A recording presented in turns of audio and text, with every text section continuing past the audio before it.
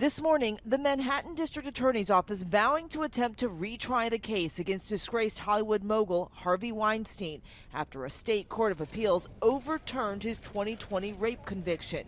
Weinstein was convicted of sexual crimes against two women in New York.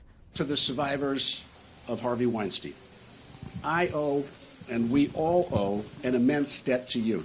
He was sentenced to 23 years behind bars, but in a 4-3 decision, the New York Court of Appeals overturning that verdict, citing what it called egregious errors and finding the judge erroneously allowed women who weren't part of the case to testify.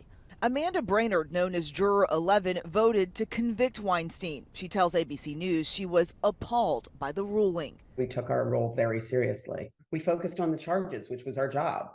So it seems to me that to overturn a verdict based on witnesses that really were not that relevant to our discussion is insane. Caitlin Delaney, an actress who was not involved in the case but accused Weinstein of sexually assaulting her in a hotel room in 1996, says she was shocked by the decision.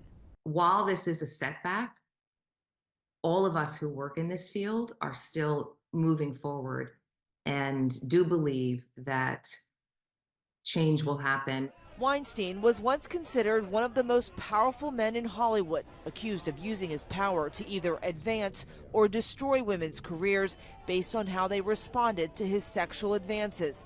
Accusations he's denied, accusations that helped spark the Me Too movement.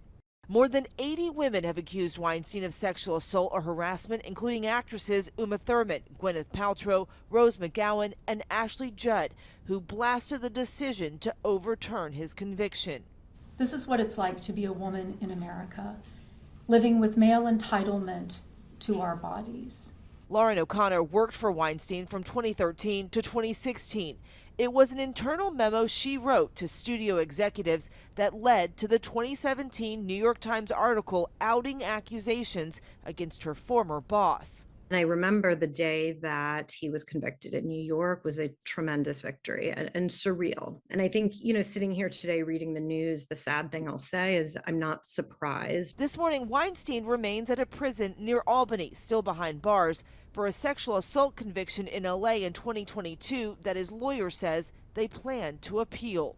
That appeal has not been even filed yet, let alone heard. So I'm sure he is anxious to get the ball rolling.